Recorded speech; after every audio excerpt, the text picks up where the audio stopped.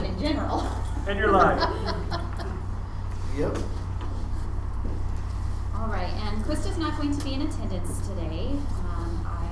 She has a previous obligation. And I'm not sure about Candy.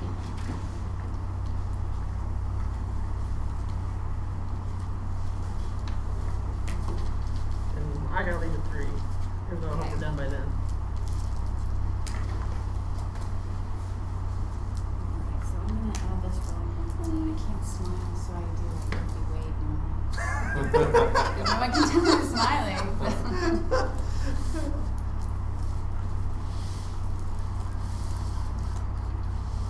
I can't hide it. My 7 head gets all wrinkly and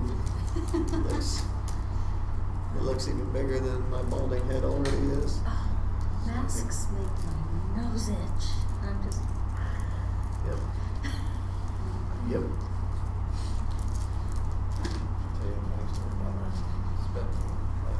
Yep.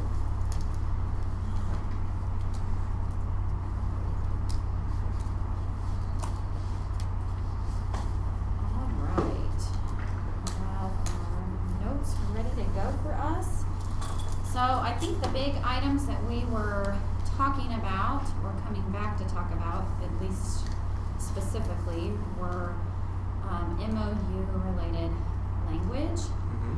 So KNEA had sent out some draft language for some items that they wanted us to consider thinking about. And so we took a look at that as a team, and we kind of edited, deleted, changed, and updated some of those items that we thought we might talk about today. And then we wrote the 3 items that we had specifically talked about. Okay. Number 1 item that we had already talked about needing to rewrite some language for was that there will be no more than 11 pre-service days prior to the opening of school, with a minimum of 1 full day of classroom preparation provided before school begins. And if we counted correctly, that should adhere to our new school calendar. Yeah. And should we say, specifically for this, that in the calendar year 2021, there will be no more than 11 days? We can. I guess what I don't want to do is have to come back and write it, because it's not going to be the expectation always. Correct. And we're writing this so it would sunset on June 30th, 2021. Good enough then. Good enough. Okay. It's just for this fiscal year. Yeah, But okay. this is the unique year. Yep. The next item then would have been to address the full day, the first day of school. So we just wrote the first student contact day will be 1 full day. Yep. Okay. And then as far as the flex day, we just wrote that 1 full day of contract time shall be provided for record preparation at the end of each quarter. Okay. Yep. And do we need to indicate that the flex day is removed? We can. Because currently it states that there is a flex day. I believe that there isn't. Because the semester ended back before Yes. Christmas, but it's not now, Yeah, correct? right. We'll still have a work day, just won't be a Yeah, we'll flex. provide the work day, but we just won't have the flex day. We could say that. I mean, it's gonna end on Just wanna- 31st. I mean, I think we all know that it's implied, but. Just in case. So 1 full day of contract time shall be provided for record preparation at the end of each quarter, removing the flex day. Yep, perfect. And then, of course, again, the sunsets at the end of the fiscal year. Yep. So those were the 3 items that we had specifically talked about. And then I can share this with you, Ryan, if you would Okay. like.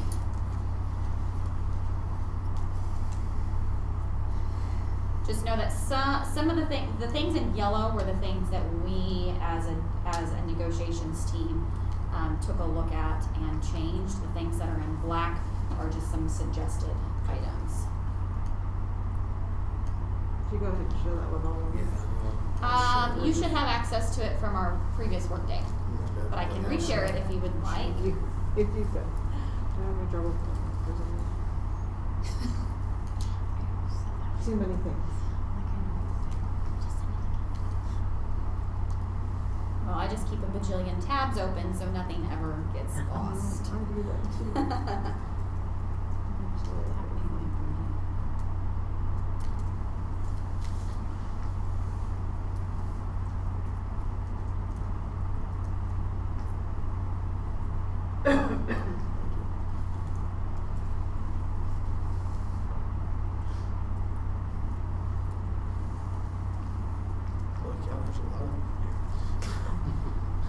on, We I got rid of a deleted- few. Yeah, we did, and I did delete the ones that we had already Struck out. I left one because that was one that we kinda wanted to talk about, item 11, new item 11. In personal? Oh, okay.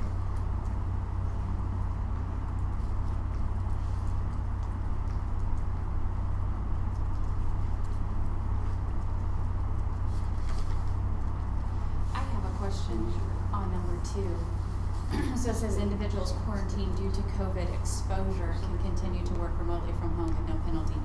So that would not include if someone chose to take a trip that requires mandatory quarantining.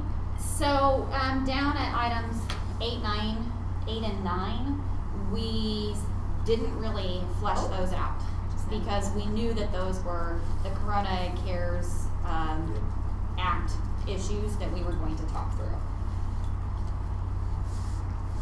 We agree, if you knowingly go somewhere, you knowingly, Right, if you go to but we a don't know how to write hotspot, that. Mhm. if you choose to go to Florida right now and you have to quarantine when you come back, Mm-hmm. it's your responsibility. We're just worried about like, I don't go anywhere, I get exposed at school, how am I at fault for penalized for not doing anything wrong? I was just clarifying, I wasn't No. stating a position. I was just Absolutely. inquiring. And again, just know that the items in black were suggested language to us. We are definitely flexible on that. What does number 5 mean? Okay, so I think, so this language came from the Connecticut Board of Education and their agreement with the teachers union there. My understanding of item number 5 is that there were certain people who could not deliver their instruction remotely. So I don't know if we want to open that, or if we really truly as a district have a plan for ensuring that all teachers are going to be able to deliver instruction. Or if some of our staff will be prevented from teaching to their full capacity. So, I think initially the expectation is that even in a remote environment, staff continues to report to work every day. We can, in essence, isolate classrooms, right? So your classroom is your classroom, nobody comes into your classroom other than custodials to clean and so on and so forth. So you don't necessarily have to work in a group environment. Should remote be the thing that we have to do, you can come to work and work specifically in your classroom. If it comes to a situation in which you are forced to work from home based upon quarantine or isolation, and you do not have access to internet there, I think that's where we work with Dean to make sure that we can provide access to internet. We do have access to some hotspots still. We can do some different things. Come on out. But I think initially Everyone at your place. the expectation will be that we still have hours of your contract day for the most part should take place within the building until there are outside extenuating circumstances that wouldn't allow that. Does that make sense? Hopefully.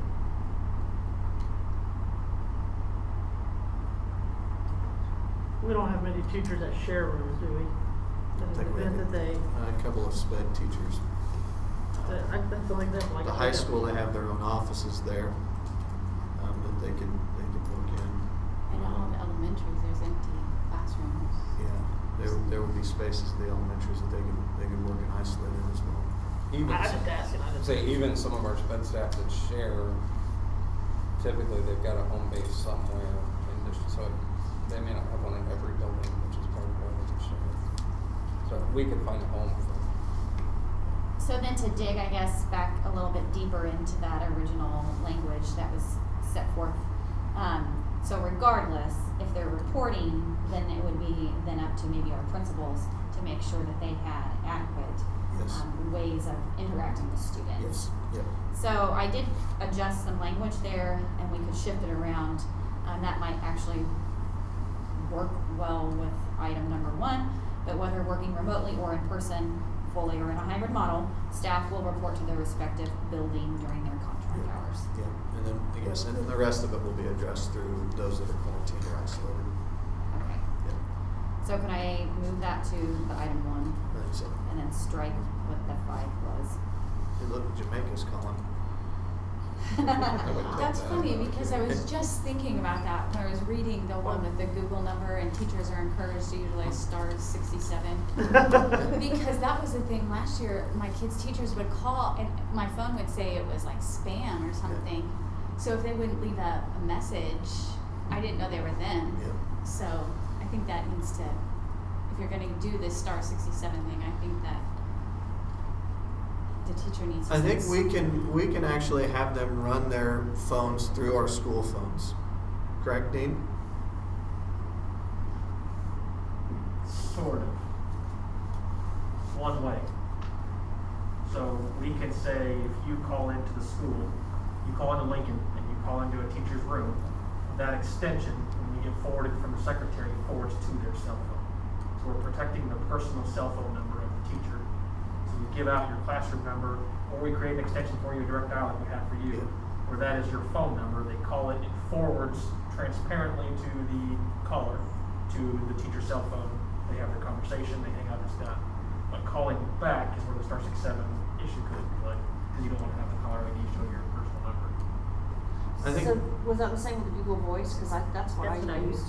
You have to do that with your person. Google Voice is kind of a tricky situation. We're not supposed to be pushing Google Voice anymore, because the way you use Google Voice is with a personal account, and it's against the terms of agreement that we have with Google to force people to have a personal account. So if you do it of your own volition, Okay, I'm not suggesting anybody use it. but it works great. That's what I had to do, because I didn't have anybody to Yeah. contact me. It works for me. I called from school. Exactly. But we did push out information on how to do that at one time. Okay. Yeah, I do think that it's one of those things where communication is going to be key in how to reach Yeah. persons in this environment. And But if a teacher is always using their Google Voice, they could just send the email, like, Yeah. because that number stays the same Yeah. once you get it, you know, yeah, as long as you use it Yeah. often enough. yeah. I think we're going to have to make sure that parents recognize that they're going to have to check and monitor their email fairly consistently if they want to have personal conversations with our staff that we can schedule via email contact. That if you just want to pick up the phone at 7:30 at night and call a teacher, probably not going to happen, right? And nor do I have any expectations that our teachers. I mean, I know a number of our teachers do, and more power to them, and I appreciate all that they do. But certainly that's not something that we expect them to do.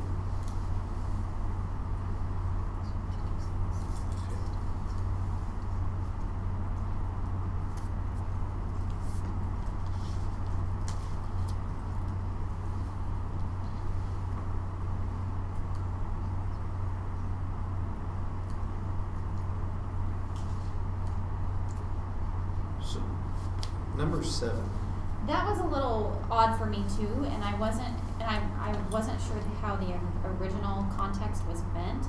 I would assume that would meant in the case of a positive exposure. So, in essence, what it's saying is that if the teacher is going to be absent from work, the board is responsible for informing parents of the absence. If I'm thinking if it's a COVID related. Yeah, and I think that we need to, I think we need to make sure that we're not creating a situation in which we violate any HIPAA expectations. I think if we say in the event that a teacher requires absence from work for COVID-related issues, the teacher shall report those to the principal as normal, and it will be the principal's responsibility to address. I think administration. Yeah, I- administration, yeah, whichever one. But I don't think we should we put that on the board?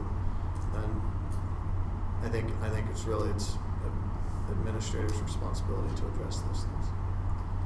Okay, so I'm deleting some things here, so. What I'm assuming that means is that if there's a positive case from a teacher, that the teacher's not the one that's responsible for doing the contact tracing. Correct. Right, so that falls on, and you could actually, should report such absences through normal means, and the administration will adhere to the guidelines that we have for contact tracing.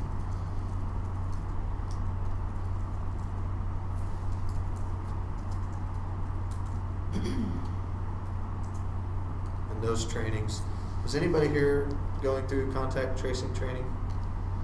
It's wonderful. 6 hours of really, really riveting information. It's pretty awesome. I did it over the weekend. So now I'm certified contact tracer. And it will, good stuff. It would be big bucks. You're more than welcome. I mean, it's free open to anybody. So there will be 2 people in your buildings that will be identified as contact tracers, but if it's just something you want to learn more about and how it works, I'd be happy to share the link with you and you can go through the 6 hours of training. You can share it with me, I'm I'd be interested. interested just to see what it is. I know our secretary's a nurse in Austin, I think Yeah. they all I thought it was are social getting worker. contact traced. I added, contact tracing and reporting guidelines. Yeah, awesome. Thank you. Now, number 8, 9, and 10 is up for discussion. And it doesn't have real language on there.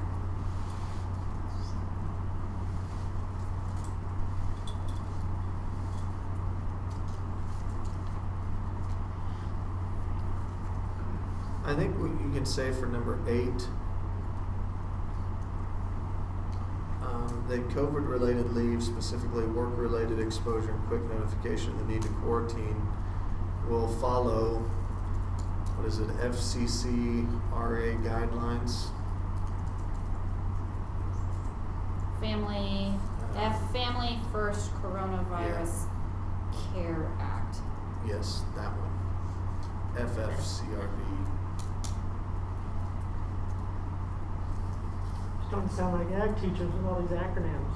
FFCVCA.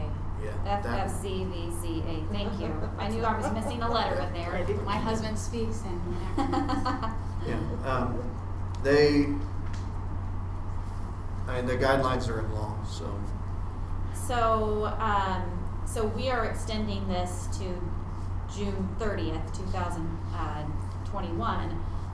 Currently, those are in law until December 31st. Are we going to adhere to those until our sunset?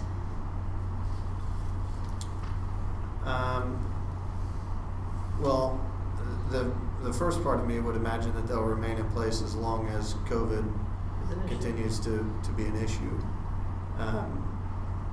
What I would put is we'll follow FCCVA either in, or until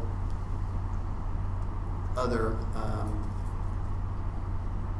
mandates are identified. So ultimately what it does is it says if the government indicates that the FMLA and everything else should no longer be required legally of employers.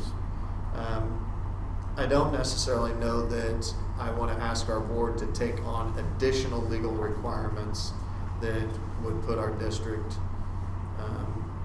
at a financial risk, because certainly there are some financial risks that are associated with those things, especially as COVID dollars are depleted.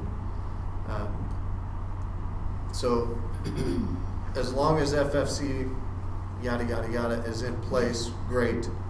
If they don't extend it past December, they'll come up with something else, probably a modified set of mandates, and at that point in time we would come back and look at how we apply those, if that makes sense. I think you should write the guidelines under FFCVCA.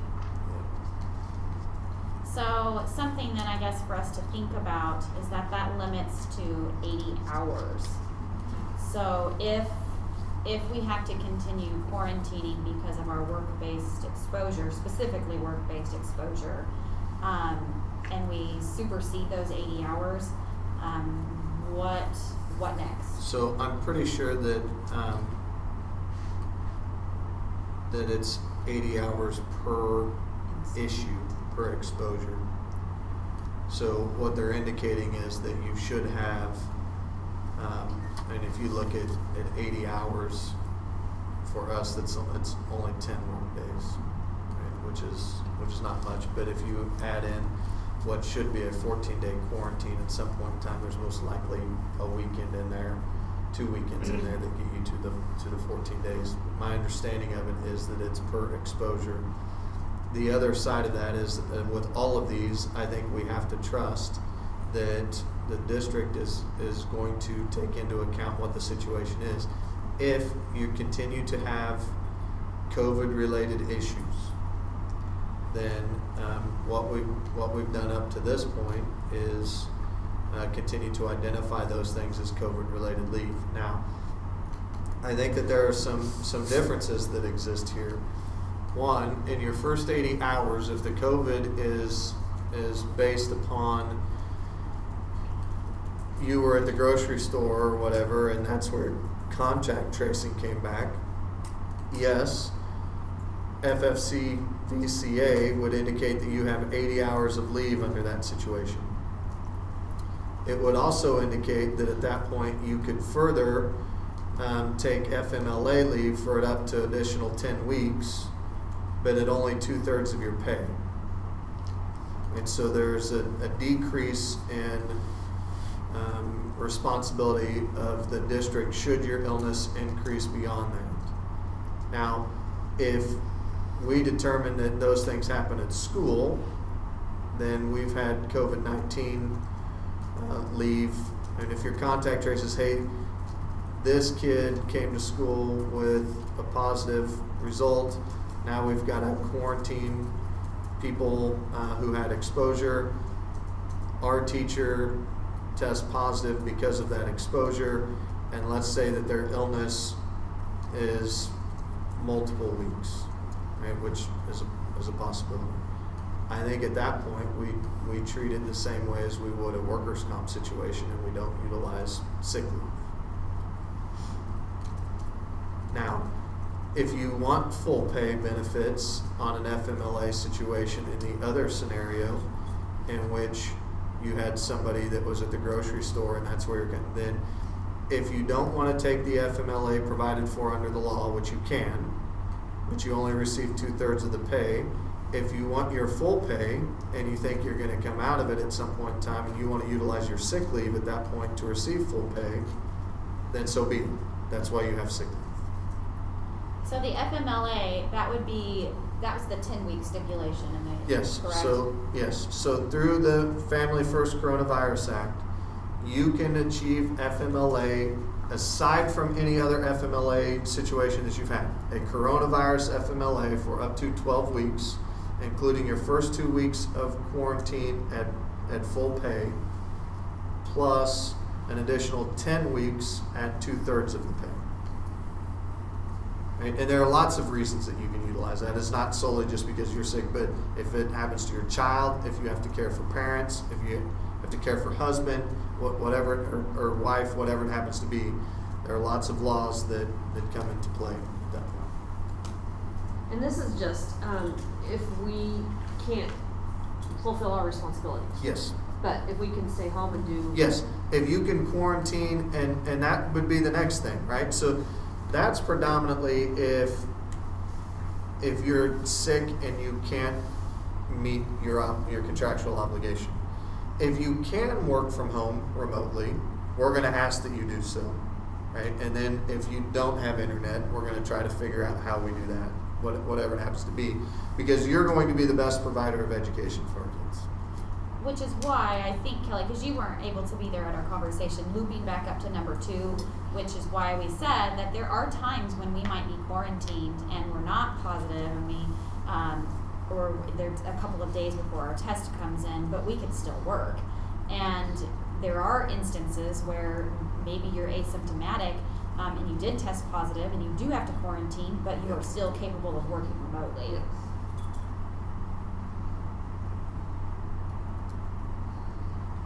So I did write some notes on this, out to the side. I don't know if everybody can see those comments that I made, directly on that document. But I did just want to clarify that, if it is a work-related exposure, that contact tracing can trace back to school exposure, that the district is going to ensure that basically our staff is taken care of. Yep. We're required to by law.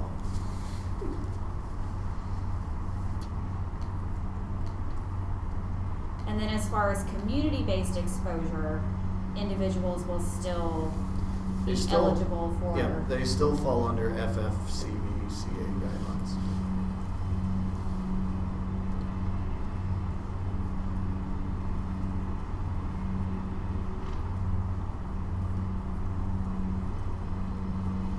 Yeah, I think it has to remain stated as not travel related. If you choose to go someplace, but I think even if you choose to go someplace, within the Family First Cares Act, I think it identifies that if you travel to a identified hotspot, that you're no longer eligible to receive those benefits.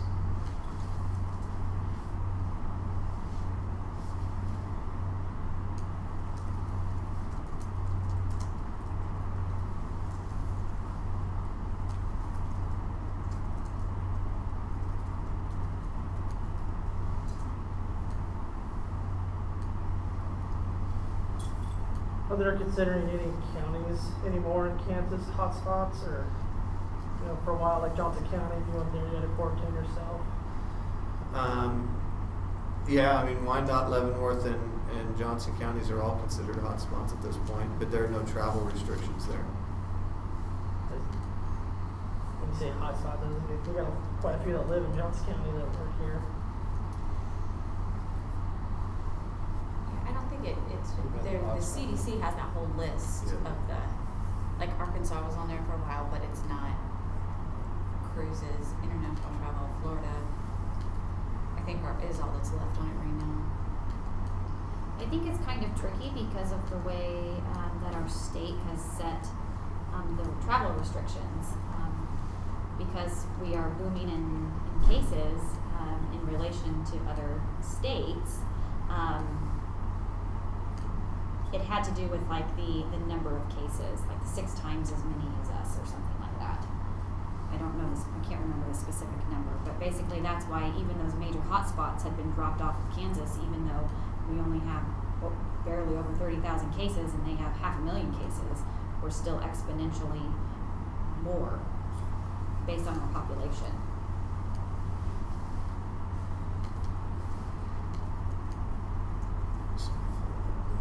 Regulations here.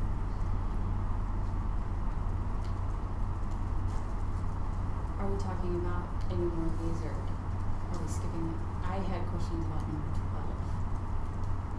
but I didn't know if you were talking about lunch supervision And, or what we're doing.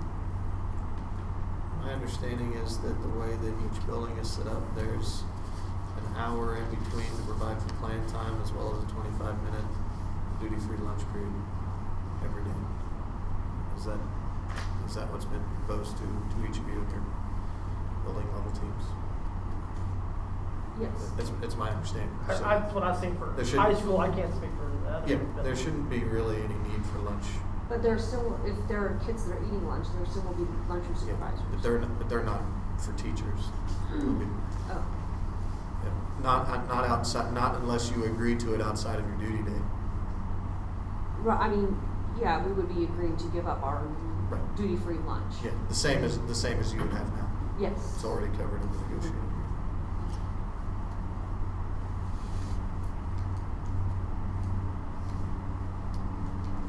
So will kids be eating in their cafeterias, or? Middle school and high school, I think, is going that way. I think elementary is actually going to have kids eat in their rooms while they're doing their social emotional learning.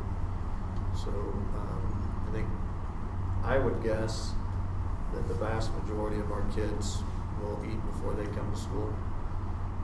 So you'll only have your A group coming in that will just eat breakfast. And so they'll come in.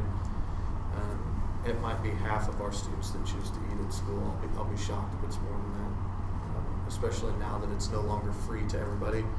The cost of lunch continues to soar higher and higher. So I think that they're eating in the classroom during social emotional learning time. When that group leaves, they will get their lunch to go. And they'll take it home with them. When a new group comes in, they will get their lunch. They will eat in their classroom during that social emotional learning time as we start the second half of the day. But isn't that still supervision by a teacher? But it's your class During your time. contract. During your contract class time. The only reason that we talk about supervisory lunch issues is because you have a 25-minute duty-free lunch. That's being provided to every staff member. Otherwise, you have students in your classroom who are being allowed to eat during your contracted time, As So, if they would during a snack time. as they would during a snack time. Yes. so we've kind of had some conversation about this as a team, and with KNEA. Since lunchroom supervision is a state statute and it requires a separate supplemental contract, I think our concern was then if we're still supervising lunchroom, then it's a supplemental. It's You're in not addition. supervising the lunchroom. The lunchroom is not occurring. I think that's kind of where there's some tricky case law on that.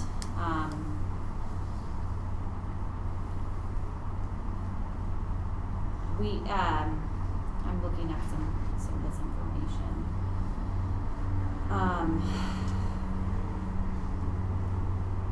Okay, so I guess the concern was that regardless of whether it's in the lunchroom or in the classroom or even in the gymnasium, lunchroom supervision was lunchroom supervision, whether it was wherever the location was, and is separate from other supervisory responsibilities.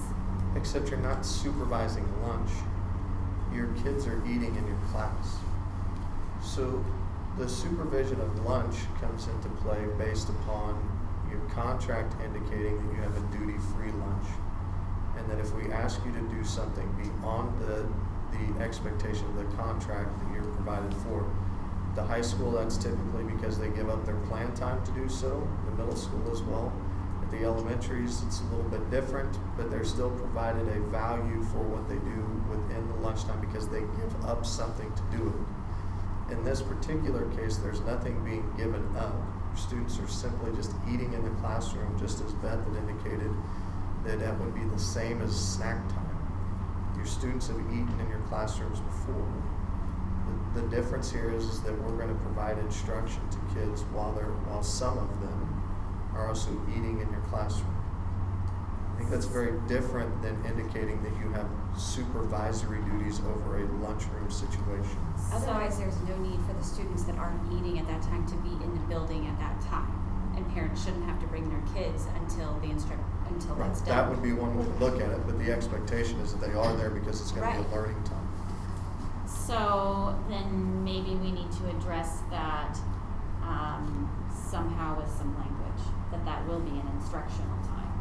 I think it's So- expected. I think it's been told, and maybe I'm wrong, but I was under the impression that the reason that model was depicted was because the teachers, specifically within the BLT, were struggling to determine how they would have a duty-free lunch, and indicated that they can do this during their instructional time, and that it was predominantly built by the building leadership teams.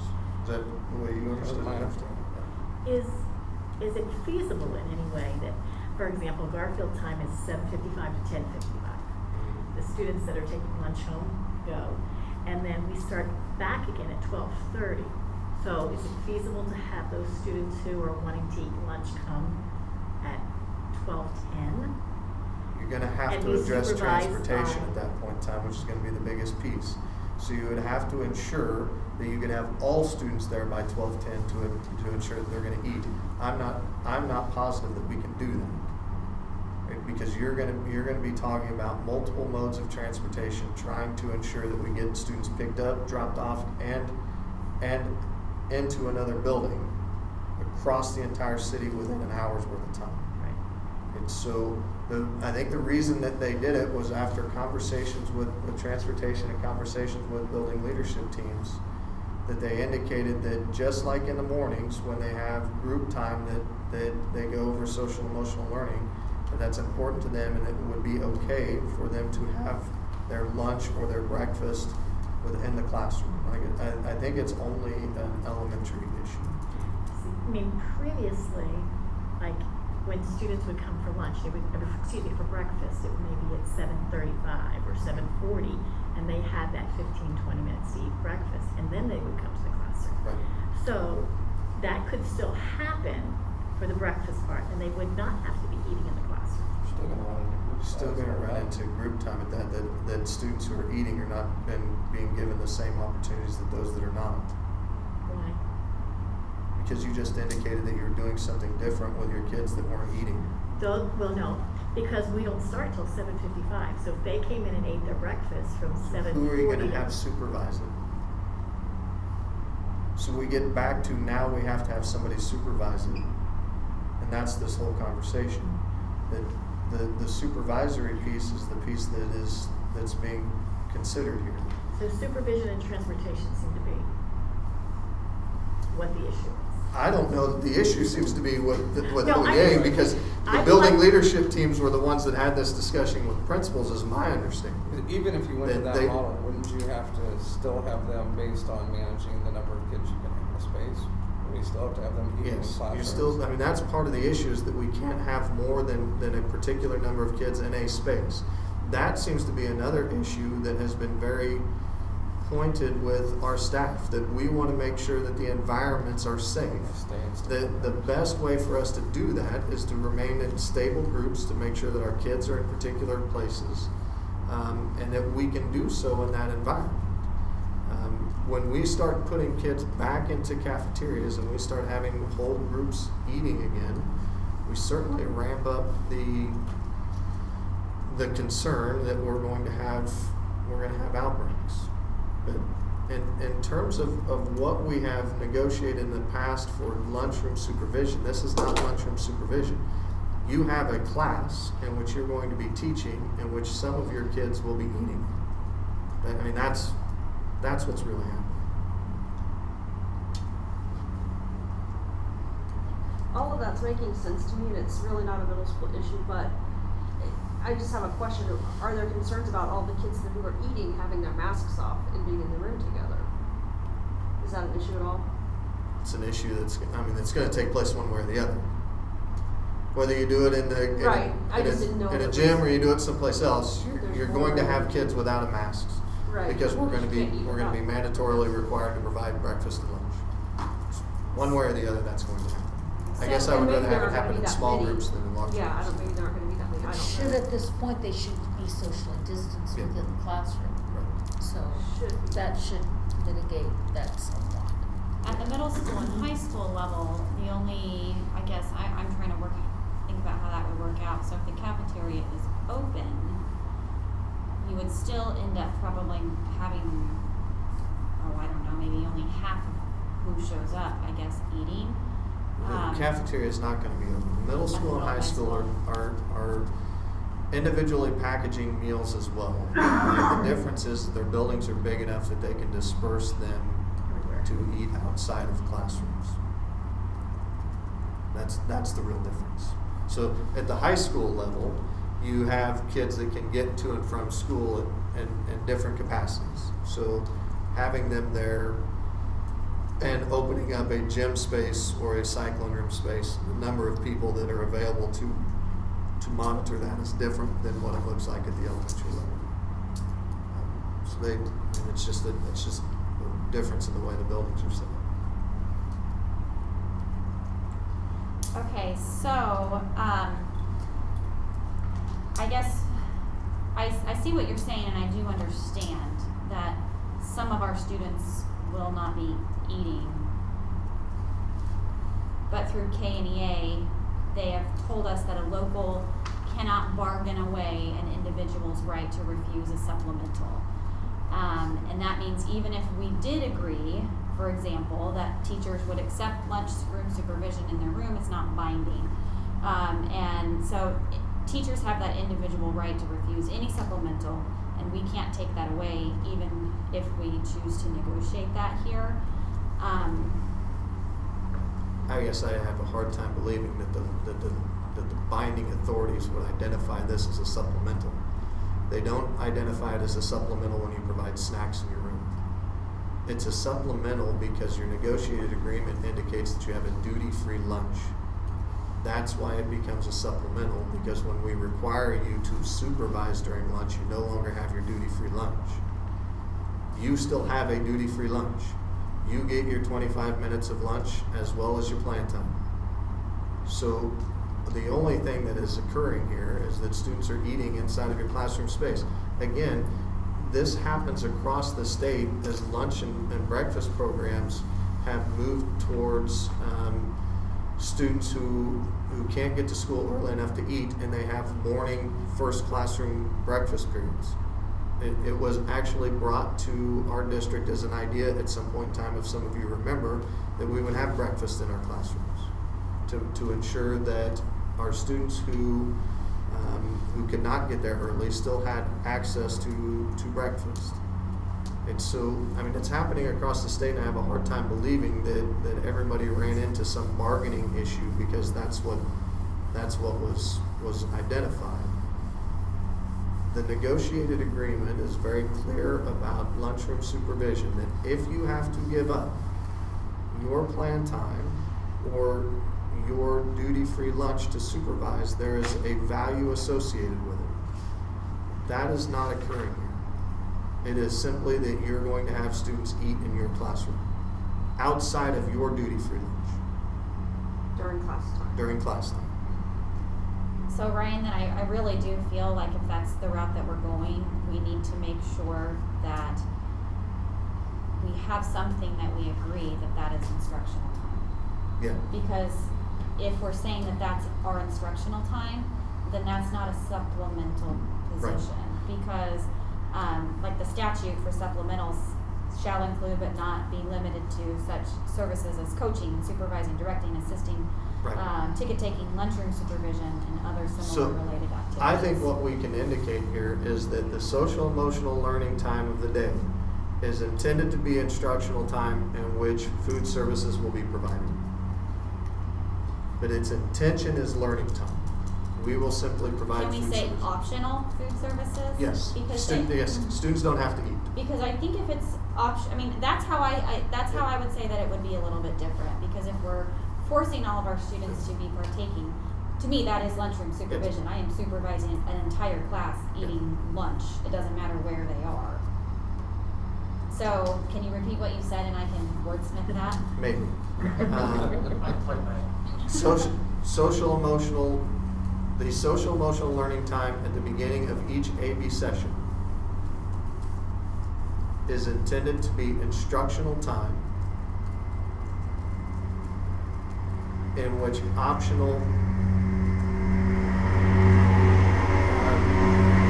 food service options will be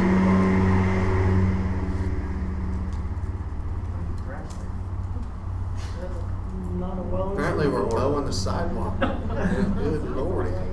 They usually do that during reading or math. As everybody stands up. Yeah, and watches like they've never seen a lawnmower. Never seen a lawnmower before. Okay, we feel good about that? Okay, and the reason I want to clarify this for myself, because it was my understanding from the reports I got, the students were coming in the morning and they were going to sit along their lockers. And then they were going to come around and do a breakfast count. So then they would have to do a breakfast count, and then all that food then would be brought down to the kids. And then they would go into their classroom. Is that something? I think each building's handling Handling it it differently. differently. My understanding in the last food service meeting I sat with them was that they were going to do those counts weekly. Okay. So there was not a daily thing. I'm that just weekly they were personally going feeling to. that's just killing a lot of time sitting there out there, and then by the time they come in and I they mean, why are we eat, having and then, kids sitting you in know, front of it's their just- lockers when we're supposed to be keeping them apart and not even using lockers? So that's concerning to me. So they're sitting in front of their lockers because that's the way that you can split the buildings. Right. So you don't have them all congregating in a particular space. Otherwise, they all stay in the gymnasium where you Right. have My concern was the 150 kids. extent of time, you know, that it would take to, okay, they're there at 7:55, by the time they go there, da, da, da, da. I think that's an issue for your building administrator you Okay. need to work out, because each one of them will apply that differently, Okay. depending on how they need to. Okay, that was just like a big, Yeah. how long is that gonna last? How long is that breakfast period gonna last? How long is that lunch period gonna last? That's, And we're only offering one option, right? Only one option. So Okay. that's not, That's a it's whole- not like So you're. it's just a whole who's eating other and who's world. not Just eating. yes or no. Yes. oh, it's like choice one, choice three is a salad, four is the boat lunch, And or they lunch from can't, home. Yeah, they okay. can't bring their own food, correct? We're gonna ask people if they're bringing their own to eat it before they come to school. Okay. Okay, that's another, thank you. Thank you for clarifying that. Okay, One so, I do feel a lot better about that, because I do think that we needed to say that it's not downtime. Right. It is Right. instructional Instructional time. time, and that's different to me, and Yes. I appreciate you making the distinction. Number 11, we struck out, because we looked at the navigating change document, and, the navigating change document indicates that all teachers, should have evaluations, and we also felt that, if they should be evaluated, then of course, then that the disciplinary action process needs to be able to, principals need that freedom to discipline. So if we look at number 12, I don't have any problems with this statement except for those that chose to be remote learning teachers.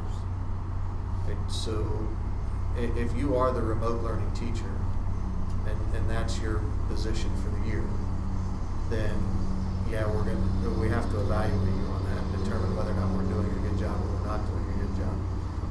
If we all go remote, we're coming back to the evaluative process for a different MOU, because I don't know that it's entirely fair to evaluate people on a system that may or may not, and we have to go back and look and see how McCrell addresses the remote environment. But I think that there has to be, I don't know that we can just say if you're a remote instructor, you don't get evaluated this year. I think we have to find some way to address whether or not we're doing a good job. And that was kind of our thought process. We knew that, again, the expectation is for all of us to be evaluated, and we want that because we desire improvement as practitioners. So we weren't sure if we needed to create some kind of a new I think we evaluation could say document. that for those who are learning remotely, that they can only be evaluated when the administrator is involved in the Zoom type learning, right? So if what we're talking about is a teacher zooming in or using whatever platform to meet with 8 of their students, that is going to be, that's where the evaluation takes place. How did we meet the guidelines of this instruction? Only if they're involved in that class for the typical evaluative period. Right, so this isn't a walk through, I got in for 5 minutes and I looked and this is what was going on, and kids were making pencil mustaches and playing with cats, and so therefore you weren't doing what you're supposed to be doing or something. But you have to be in the class. Teacher is going to invite you to the class. You're going to sit through the class in an evaluative process like you would in any other situation. The only difference is how we provide the instruction as a remote model at that point in time. Does that make sense?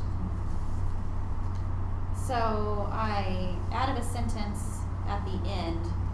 I'm not sure what your thoughts are on that or how to wordsmith that. Yeah, I think that's exactly what we needed to say. And I think part of that, when we talked about that, was that we weren't being evaluated on, not our teaching, but the situation. So Right. I can't help it that you're sitting there playing with your cat while Yes. Yes. you know, so I think that was part of it. It wasn't that, it was a situation Yes. more so than. And that's a conversation we'll have with her. We should be evaluating at that point on our instructional activities. Now, we can have a conversation about whether or not what we're doing is engaging the kids. And if it's not, then maybe we should have some different activities that's more engaging. But Nothing yeah. more engaging than a puppy, you know? Yeah, you're gonna have kids in the normal class that are sitting there. If they had a cat, they'd be petting the cat there too. So. So is it fair then for me to add that, Beth, is that what you? I think, that- yes, what you just took out, I think was fair. So remote evaluations on instruction may only take place when an administrator is directly supervising the activity or is involved in that class? Yep. Yeah. Does that kind of fix That kind of that thing, concern? yeah, because I think that the situation around it is not something we have control of. Well, and hopefully with Big Blue Button, at least if a kid is playing with their cat, 12 other kids aren't going to see Yes, that kid playing yes. with their cat. And wish that they had a cat to play with. It's up to the teacher, so there are Yeah. times when you want everyone to see the cat, because get those Yeah. giggles and giggles There you out. go. I'm gonna Hey, mute little hey, Johnny. we're gonna take a break. Everybody look at Josh's cat. Okay, Josh, tell us about your cat. It's, Exactly. Yeah. Hey, Mrs. Connie, did you want to see my new cat? That So, one that happens. sounds like my preschool Zooms last spring. Yeah. Yeah. Mhm. Okay, number 13, this just kind of came up because this is something that we are doing in our district. So I think it's important for us to identify which children we're going to staff.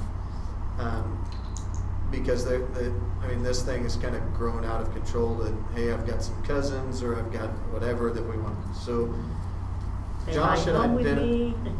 Josh had identified specifics to who we would take on in that environment. And I think it's probably important for us to, if you want to pull that up, I was trying to pull up what I said. But I think, yes, if we go all remote and you're still expected to come on site, feel free to bring your kids with you. Those are your kids, they go to your classroom. Your classroom will be your classroom. So- But only your kids. I mean, only your kids. Yes, not the Yes, cousin that you- No, don't Not the bring your cousin you babysit. No. Okay. No, and I've Your started kids. getting emails like that, and I think people with good intentions, but what we had discussed yesterday was really our purpose for having it was so that staff could continue to do their job effectively. So we were looking specifically at biological adopted or foster children that they're caring for, that they're solely responsible for. And we were addressing the same thing for grandchildren or nieces or nephews if they were living with them and they were solely responsible for them. Wouldn't that already fall under custody of? Yeah, and we didn't go as far as saying they had to have, because some of ours don't have, there's no legal document, there's no, but our principals know that they've been the person responsible for them for multiple years or whatever the case may be. I was starting to get things like, my neighbor's kid, I was gonna watch them. Well, no, you weren't, because you were supposed to be working during that time. So, we were getting lots of people starting to stretch it. And so we started just internally trying to clarify who was there. Right now, we're looking at about 10 or 11 kids at Lincoln. I want to say like 15 at Sunflower, and then Garfield's my problem child right now. They're at like 29. And we're trying to keep those groups, by the time you split them morning and afternoon, we're trying to keep them similar to what we're doing everywhere else. So it may be that we have to set up either a second classroom somewhere. Carmen and I are going to talk tomorrow about what our options might be. So we're talking biological foster, or if you're a guardian. Yeah.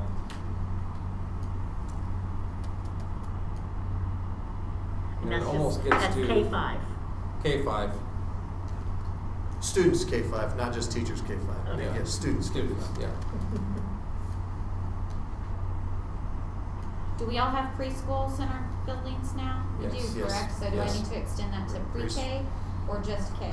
We will address pre-K within the pre-K. Okay. We thank haven't you. with pre-K because you get into some different supervisory pieces.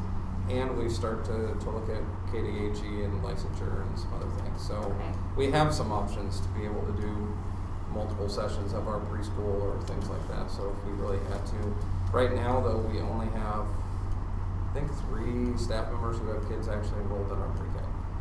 So the others would already have arrangements made outside of our school district. And then I've gotten questions from staff about middle school children, and part of this just came down to what can we realistically manage, and so we've limited it to elementary. So, do you want me to clarify in this MOU language, biological foster, or guardianship, or are we just operating then under the knowledge and intent and understanding? I don't know that it needs to be in there as Say much that as. again. Do we need to spell out, the three terms for who we're providing that for, or are we just going to operate on the intent that we know that it's biological foster or guardianship? I don't know that you need it spelled out in the negotiated agreement. I think if we can understand that if it becomes an issue, that we had a conversation here and that we can get help there. Okay. We're okay with that. So are we okay then with that language for 13? Unless you think it would provide the principals like help, be like, I clearly can't, this is So what I really was-" think with staff, this is gonna be something, probably most of the staff members who already have questions I've already responded to. I don't know that it'll be an ongoing thing as to who can get in and who can't. And I think it'll be a small enough thing that our building principals would be capable of talking through. If it's a staff member at Lincoln, I have no doubt Austin can talk through, here's some other options, but this really isn't it. And correct me if I'm wrong, Josh, since we're AD model, we will have some of those kids doing this in the morning, Morning, and some- some of them will be in the afternoon. Correct. And because this is an MOU and will sunset, we don't need that historic knowledge as to why it was written. It'll be gone in a year. Yeah. Exactly. Hopefully. Well, yes, hopefully this is. So I think number 14 creates some issues for us from a legal standpoint. So I guess as I'm reading this, what I'm understanding is that if we have some sort of shutdown, that we're not allowed to do particular things, that you would still be compensated as such. So remember that the only reason that we could do so last year was that the legislature granted a waiver for us to do so. There are laws that would indicate that that we cannot pay for services not rendered, right? And depending on and this is where contract law gets crazy. We'd have to. I think we just have to be careful there. So I don't really know if when would you see that there would be a situation in which your full salary would be compensated? Honestly, this was one that came from the sample language document. Yeah. So, again, it was just a suggestion. I don't foresee any reasons why this would happen. Again, I think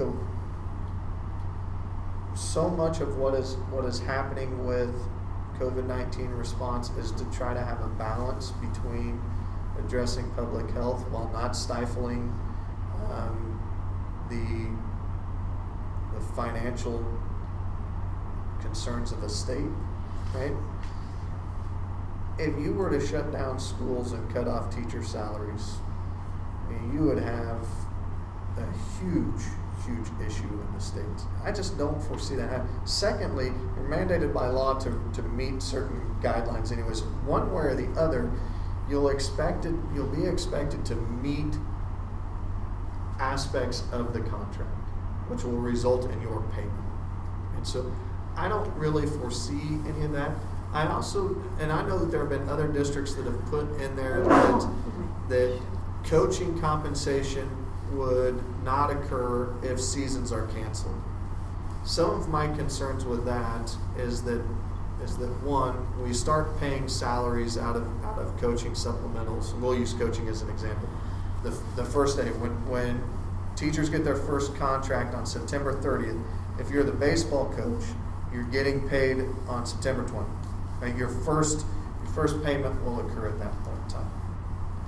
If all of a sudden baseball season doesn't happen, we're asking people to pay back $4,000 or whatever. But at this point, everything has continued to happen. So all of the preseason, all of the things that go along with teacher or with coaching contracts are already occurring. We saw Coach Herman at every conditioning experience that we had over the summer. We saw basketball coaches there. We saw coaches we saw wrestling coaches, and we saw them all, right? So all of our coaches have already been starting what their expectations are within that coaching contract. And we did this last year as well. I just believe that that's not where I want our teachers to be concerned.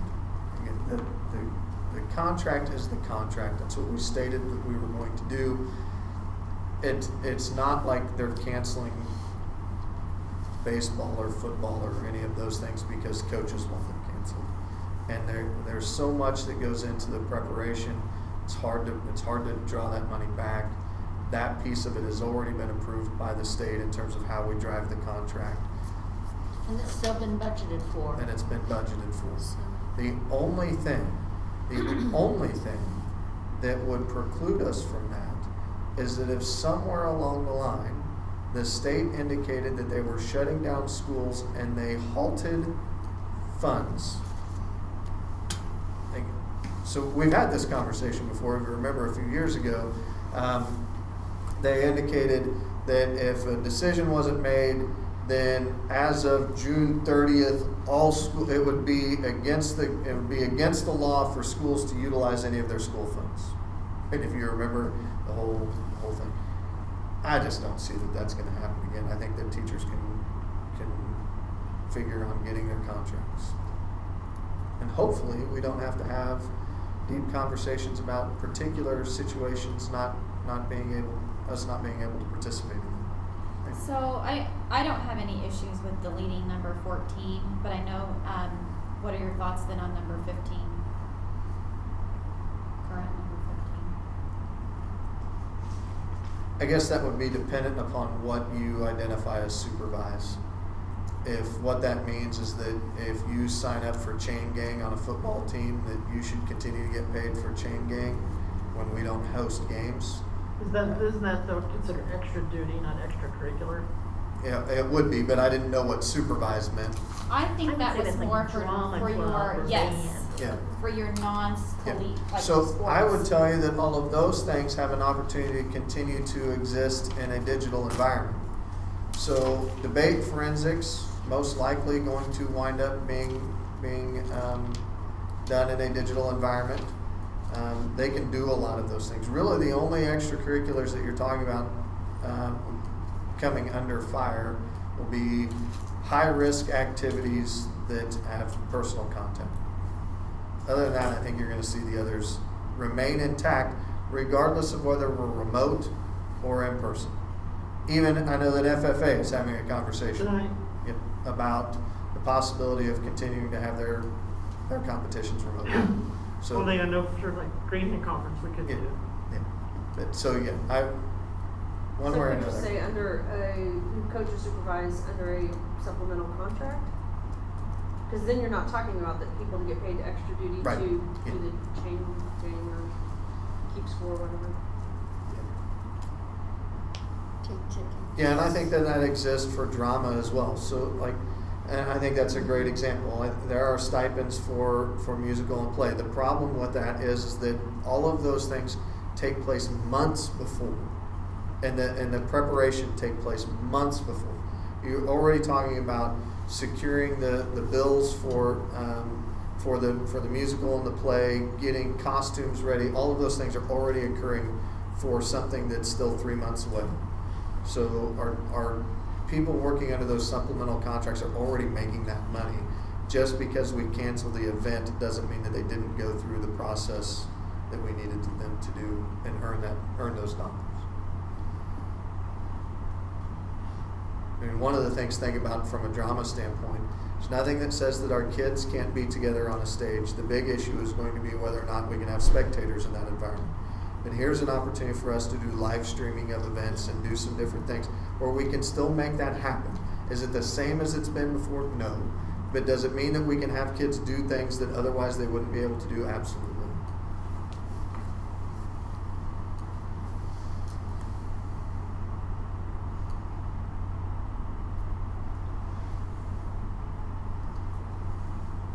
Yeah, so I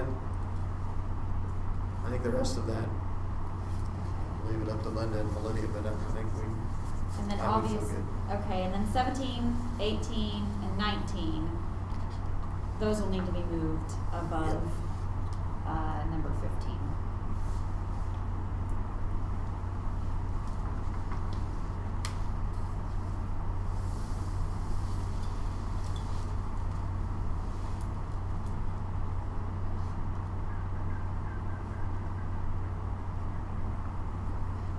So what you have left on there is going to be in the MOU? Yes. Okay, so number 3, you still have, I think that's questionable.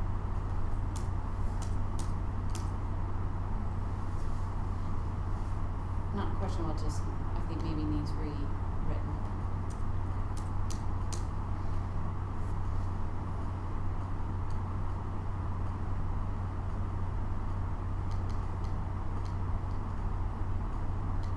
Cause D&B. They're gonna contact, you're looking at that one. Uh-huh. Melody, I didn't mean to interrupt, but I No, was you're watching fine. her flip through here. They should contact their building tech aide first and foremost. Okay, we can address number 3.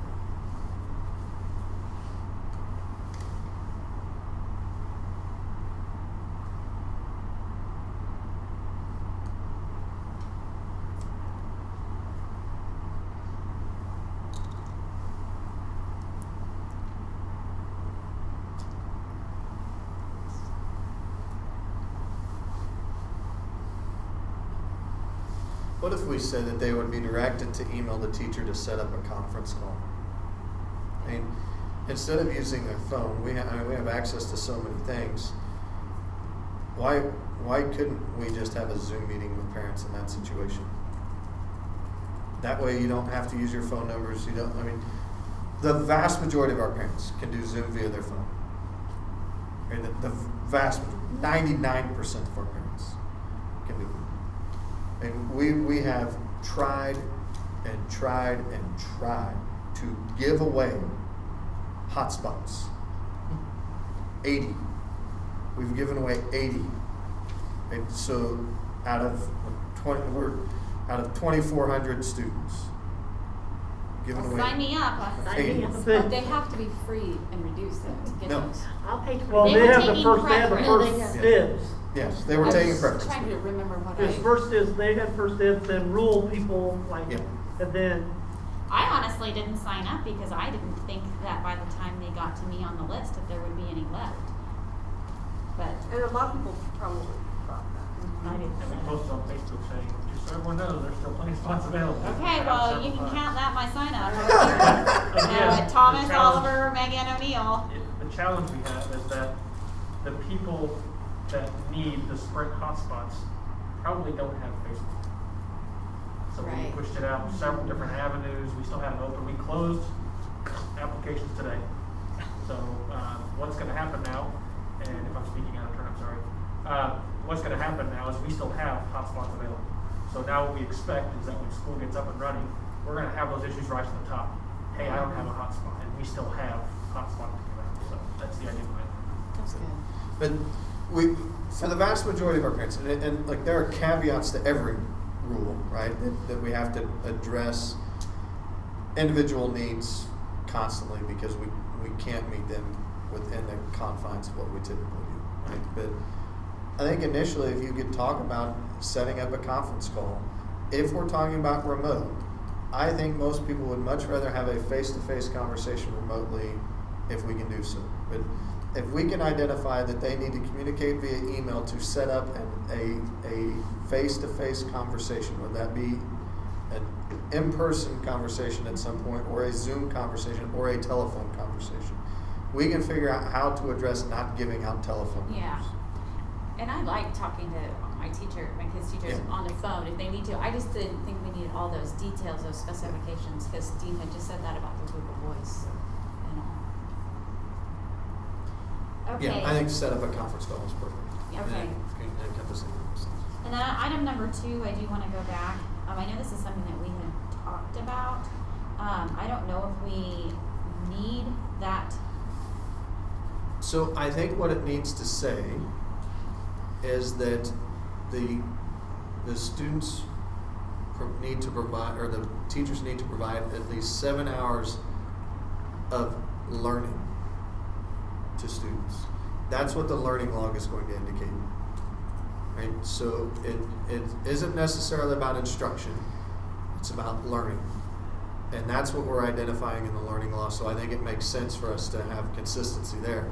That there's an expectation of 7 hours of learning in the law, which means that it's the expectation of the teacher to provide 7 hours of learning during that time. And instead of the word opting, I know this is, what if we said What- needing? What if we, yeah, Because it's not necessarily yep, an I think option. needing, yep, needing. Why can't it just say classroom teachers working? Working from a Working? remote location, yeah. Okay. Just sometimes.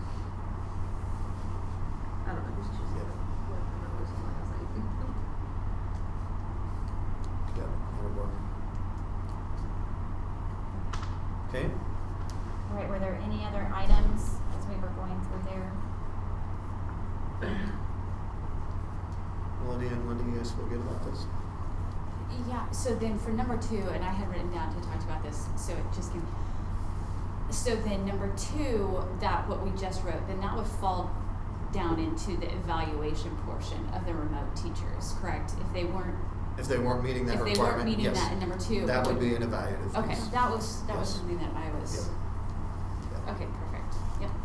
And then, I know this, obviously, we don't have to put this in here, but are we thinking about looking at creating some kind of an alternate evaluation model? So I guess I would like to see, before we start going down that path, I would like to see how this year progresses. We've got 60 days once we start, so by the time we hit September 9th, you're going to be looking at the first round of evaluations not being due until December at some point in time. So if we can make this model work, or even revert back to a more normal day, right, then really no conversation. If we start seeing an increase in positive assessments or testing, and the county begins to pressure us to do something different, we make a determination that this is what we need to do, I think that's where we have our first conversation to say, okay, Megan, let's talk about the evaluative schedule, because this isn't going to be fair to anybody. All right, that sounds like a fair decision. Do you want me to read these for our viewers who are watching? 19 I don't think we need to. I think if they want to know that they can watch the board meeting on Monday night. Okay, all right. They'll be posted on board docs on Thursday, so they can look and see what they are. And you guys can send them out to say, here are the proposed memorandums of understanding that will be presented to the board on Monday night. Send them to all of our teachers. Okay, then I am going to quickly reorganize those items down at the bottom.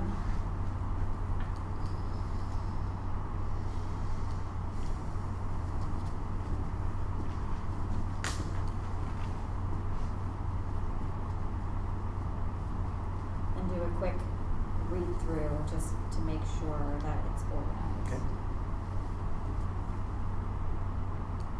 While she's doing that, could you explain real quick? I was looking at numbers at the high school. The remote learning, those students will be participating remotely in the regular classes as opposed to the virtual, which will be using Play-Doh? Yeah. Okay. Yes. I just want to make sure. Yes. So there are no requirements to utilize Play-Doh. If you chose a virtual option, then yes, Play-Doh is your platform. If you chose to learn remotely, some of your classes will actually remote in and see the class in session as it would normally go. Some of them will be videotaped, so just depending on how it has to fall within the schedule. Some of them will be offset, done at different times. But I think most of them are just going to video themselves as they're instructing. Let it work out. I'm gonna So- try that. That's what I'm gonna try Yeah. this year. It would seem to be the easiest to me. I think for most of our high school classes and middle school classes, there's maybe 3 or 4 remote learners in a class. There's not a lot, 2 or 3. So it's not like you have half of your kids on a computer screen. So I think that there are a number of teachers that think that they can handle 2 or 3 remote learners at a time, and they'll just teach classes normally with a couple of computer learners. And I know of one that's gonna remote, and I'm gonna see if I can't tie her in while I'm doing it and record at the same time. Whether that's too big of a dream, I don't know. Okay. Well, I'm going to leave this as a working document. Do I need to share this with Dean? Yes. Okay. And then Dean, I don't know if you want to then save Actually, the this- best person to share it to would be Melissa Horn. Melissa Horn, and then maybe save it as a PDF. Yep.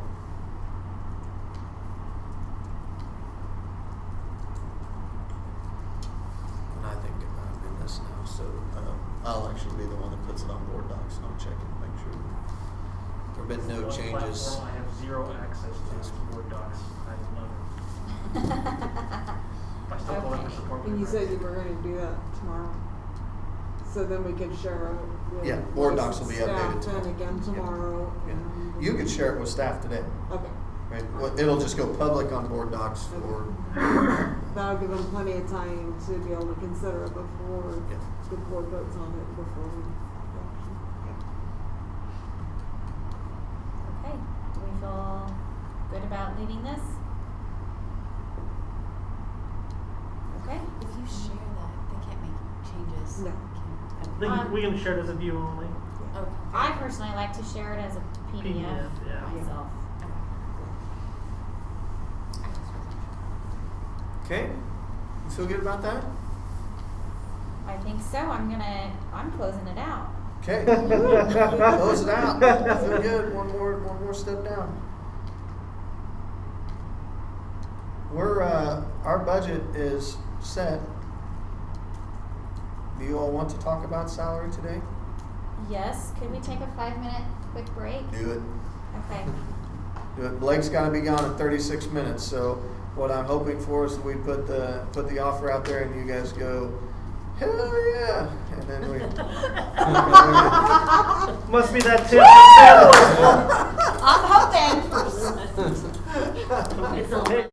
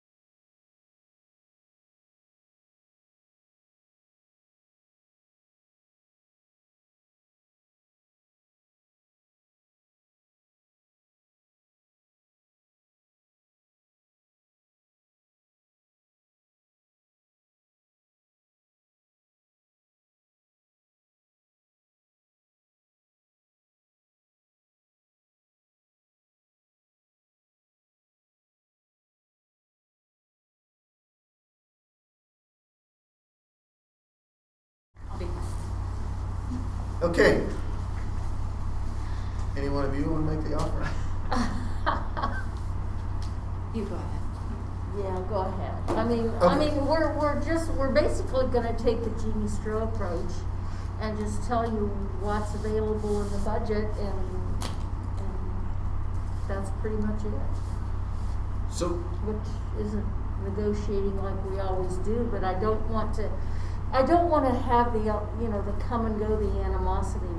We know how much we've got and so there are only two things left to discuss, right, which would be salary and insurance. I guess I make the assumption that we approach days with the addition of the 2 days from snow day conversation. Right? And I make that assumption, but if you guys want to talk about more days, we'd be happy to talk about more days. But the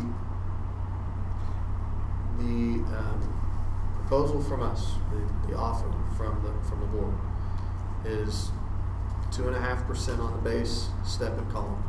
That would be $1,044 increase on the base. Nothing What more are you added to saying in insurance this? is what they're going up. So the dollar amount is the same, right? So if you wanted to reduce that to increase the insurance payout, then we can do that. But the dollar amount is the same. So it's 2.5% any way you look at it. That's the amount of money that we have. But if you wanted to apply some of those dollars to your insurance, it's certainly a conversation that we can have.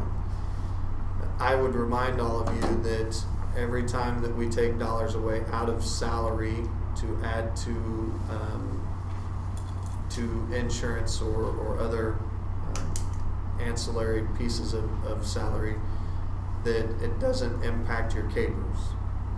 So every dollar that you put on your salary is going to benefit you in retirement. If you take any of those dollars and add them to your insurance, they won't count towards your salary.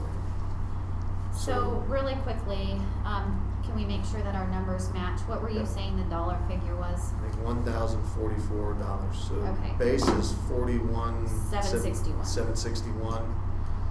at 2.5% should give you $1,044 and 2.5 cents.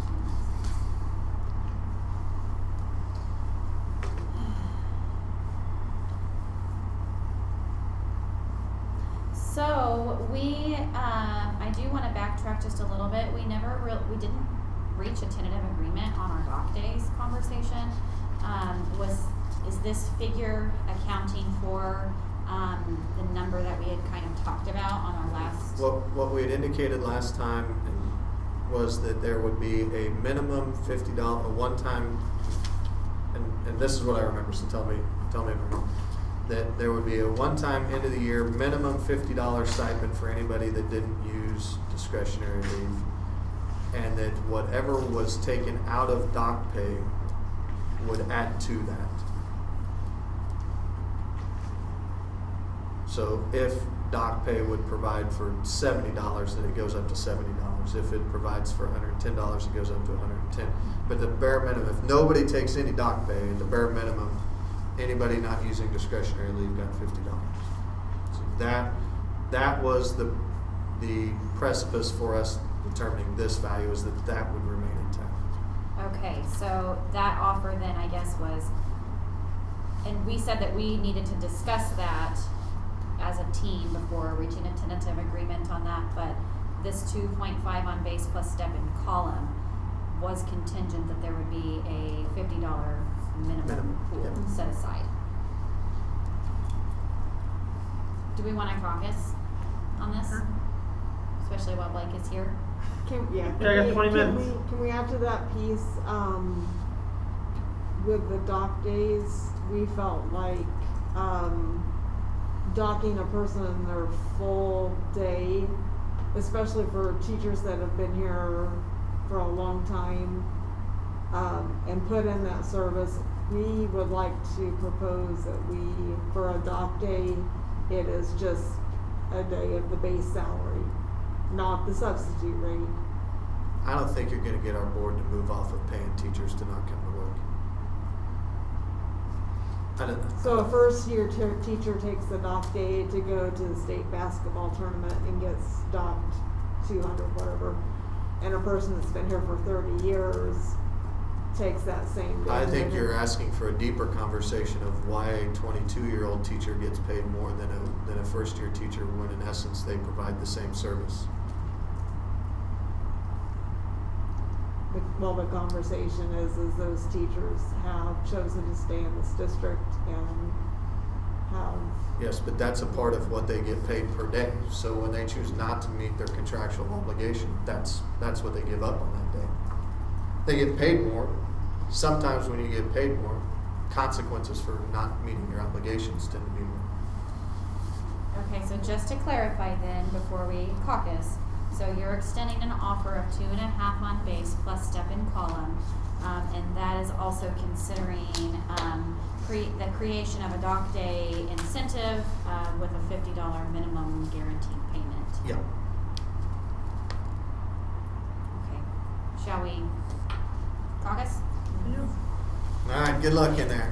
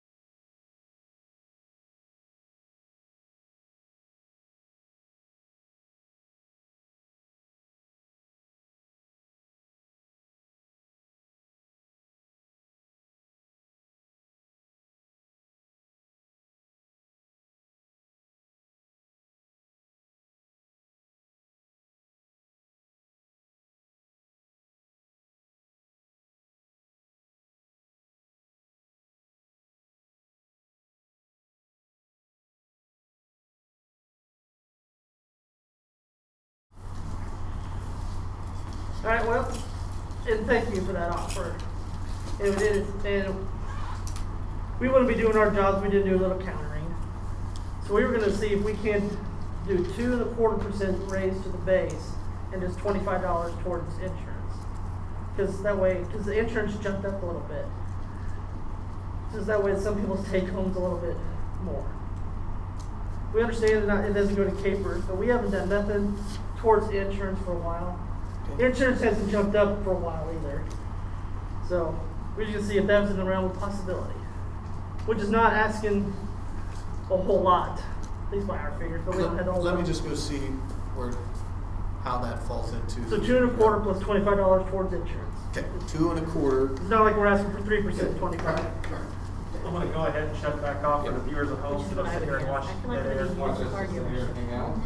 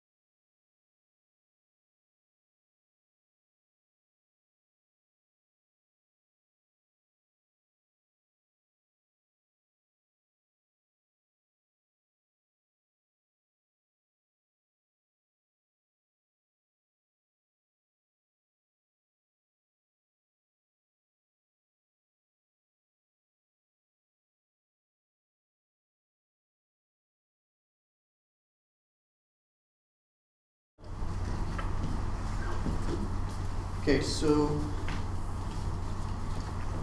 a 0.25% change in base salary equates to about $30,000. A $25 a month increase in insurance equates to $87,000.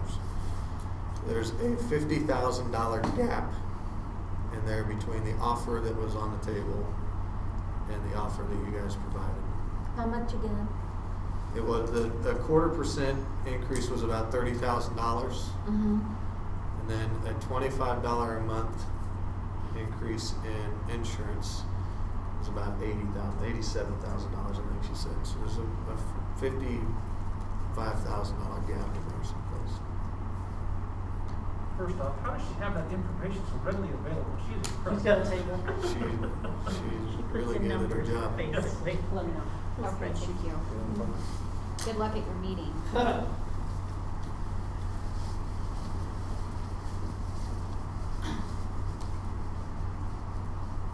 And I guess my question back to you is, there are people that opt out of our insurance.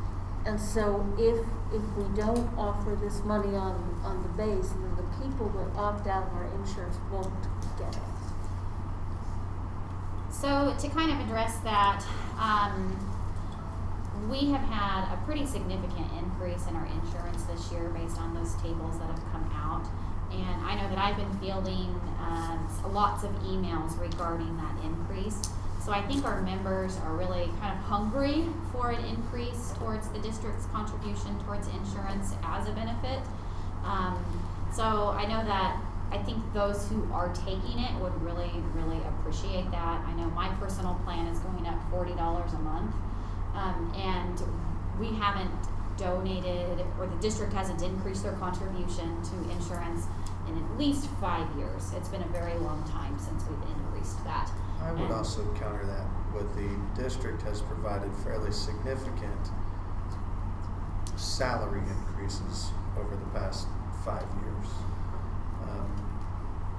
And again, the effort to provide as much money in the pockets to our staff as possible, I think is difficult to correlate to not addressing the insurance. And those were things that we discussed, and it has been decisions of ratifying community to indicate that they would rather have the dollars in their pockets. Absolutely. And there were many, many years where we saw no increases at all on our insurance premiums, which made it perfect for funneling that money back into increasing our base and not needing to increase the district's contribution.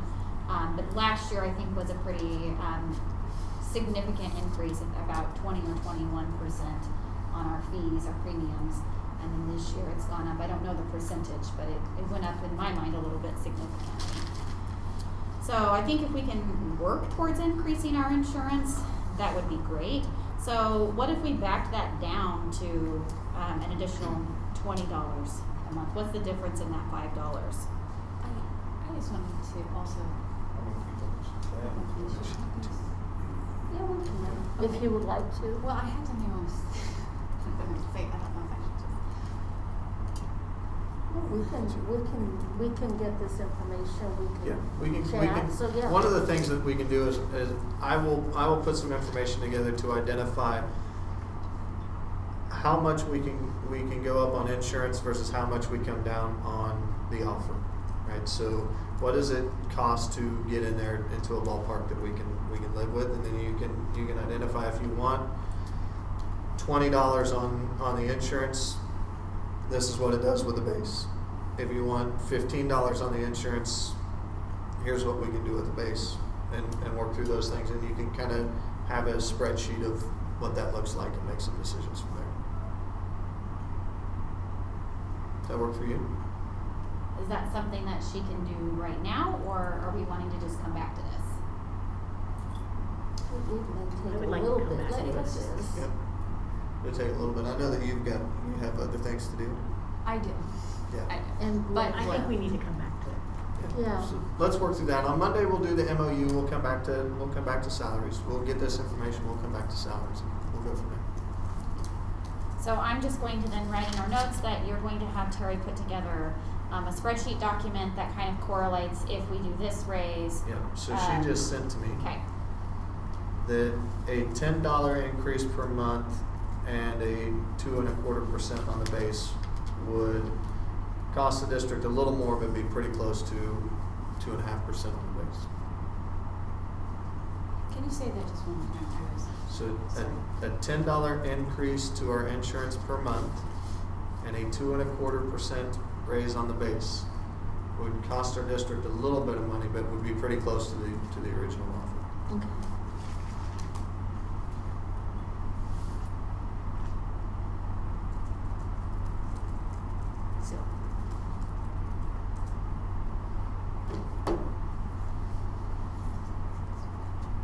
And that still takes into account the $50 dock Yep. day Yeah. incentive, Yep. correct? Yeah, So that we would doesn't. be giving Okay. $10 per month to each. Yes, to anybody who receives our insurance, we would pay an additional $10 to what we currently pay for them. So Melidia, our current monthly benefit for that is $465 per an employee's single policy. So it would increase it to And 475. here's what and here is how much they've gone up to per month. I think it was the classified stuff. So any of those options minus the That's part of the 465 is what we would have to pay It's over people and above outside. for a single Yes, policy. and that's an Which isn't a another- bad thing. So they we would went be up a giving lot. $10 and still stay at 2. And 2 1/4. Or 2 And and a two quarter. and a quarter, Okay, yeah. that's where I was Yep. mishearing. Yep. Okay, I was like, wait a second. And we weren't sure as far as who all it impacted, Yeah. as far as classified staff, the numbers of that. Yep. Yeah.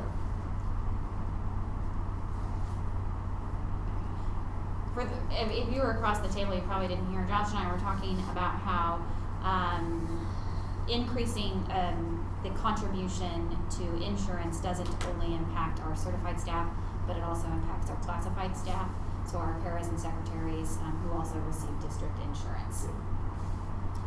And anyone It's else all is- identified in the same process, so, and I don't think this group wants to begin to separate, hey, here's what teachers get, and we'll negotiate for them. We have some really amazing ESP members, so we would not like to separate that. Yeah.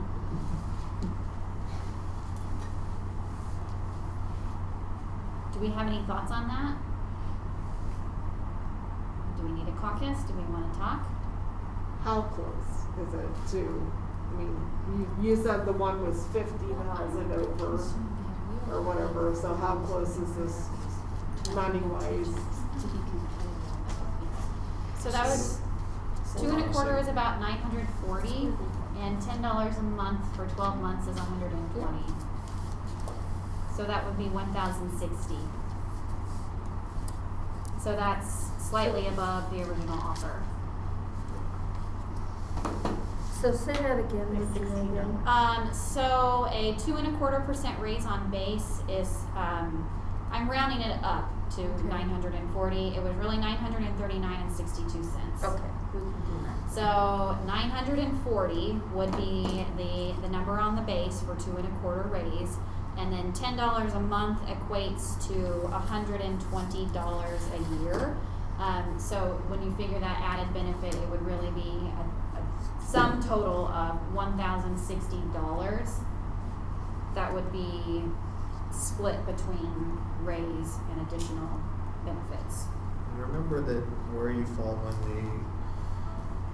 in the salary schedule is dependent upon, so a 2.5% increase on the base might equate to a 4% increase somewhere else within the salary schedule.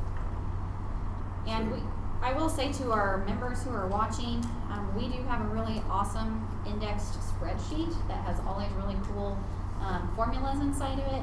So if anybody's ever wanting to know where they would fall on that, we could very quickly calculate Yeah. that. And I know that Terry could as well.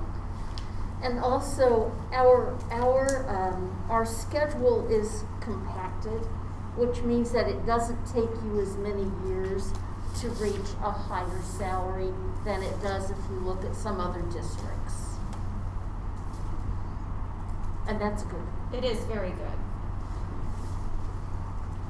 We've had some great If you're planning on being contract here a short time. negotiations. If you're Or planning on even being here for a long- long time. Even a long time.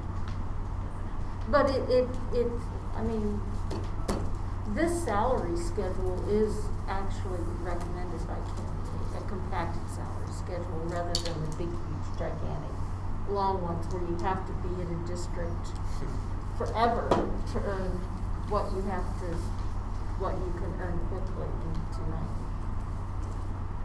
It helps out your capers too.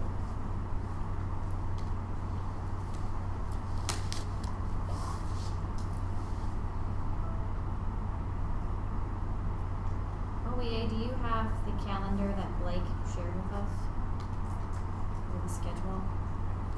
I think I haven't found the right one. Okay, I was gonna say, I have it right here, I can share it with you if you wanna see what that might look like.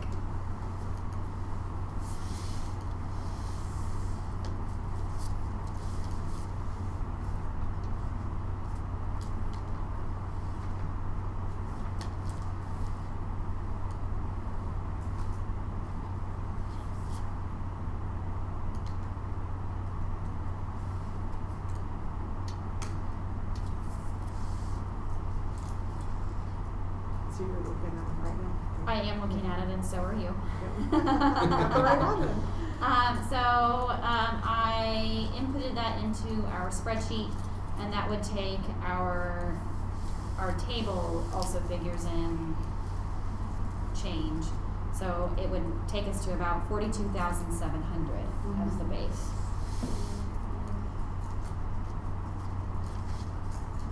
What would be the base? 42,700.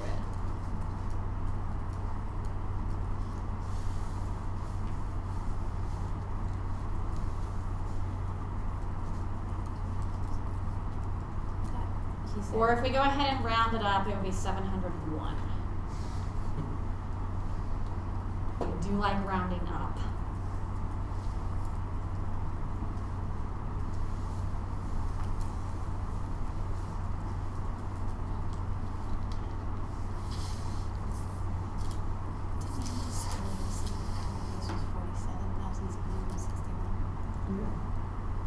Our current base is 41,761.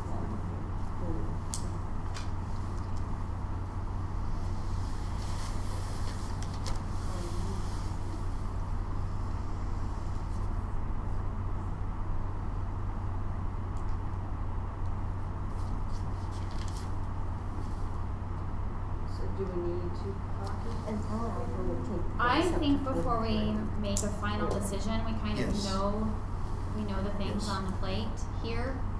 We know the offer. No, just under 43. It would be. I think we might need 42 to talk as a team. At 2.5%. And if we can't all get together, I would suggest that we meet Okay. virtually as a whole team.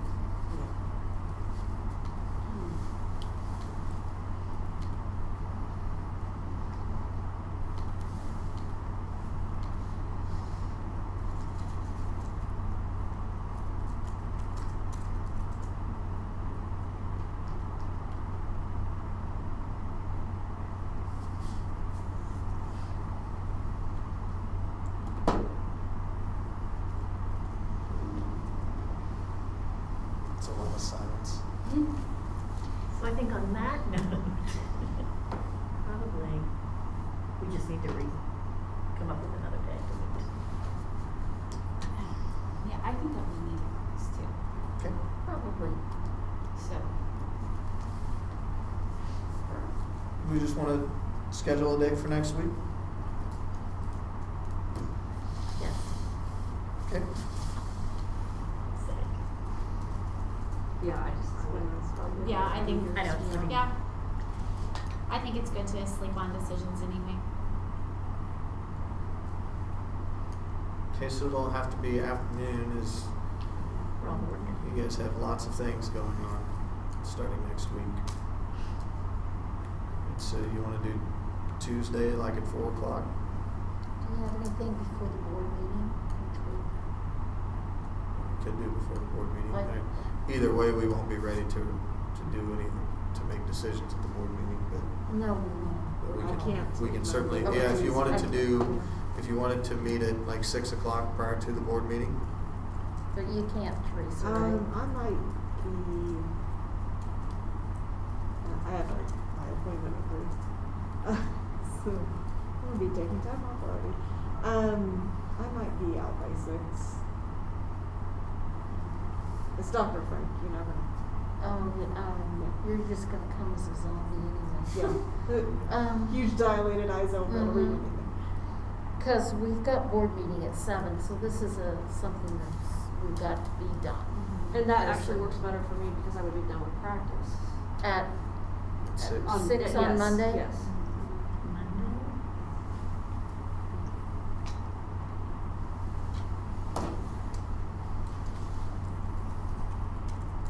That's a big blue Monday. So you want to do that? I mean, Teresa, I know that puts you, Yeah, I That's may good. be just a little bit late, but that's okay. okay, so I'm gonna send out a message here that will get everybody going.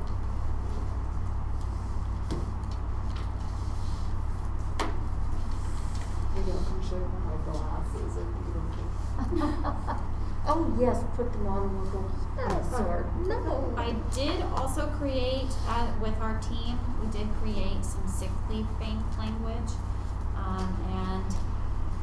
It has not, we just created, I guess, a new paragraph, and we'll need to figure out, whether or not we agree to that, and then fitting it into our current language. So I don't mind if you want me to share that with you and you can take a look at it, or we can certainly talk about that, next Monday if there's time.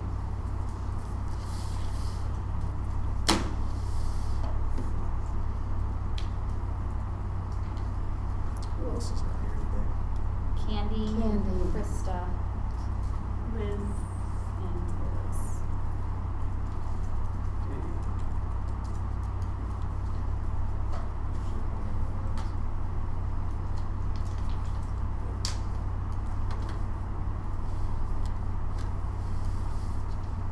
You guys are gonna be tired on that. All right, there it goes. We'll see everybody at 6 o'clock on Monday. Hopefully we can finish this thing up. It's already in. All right, you guys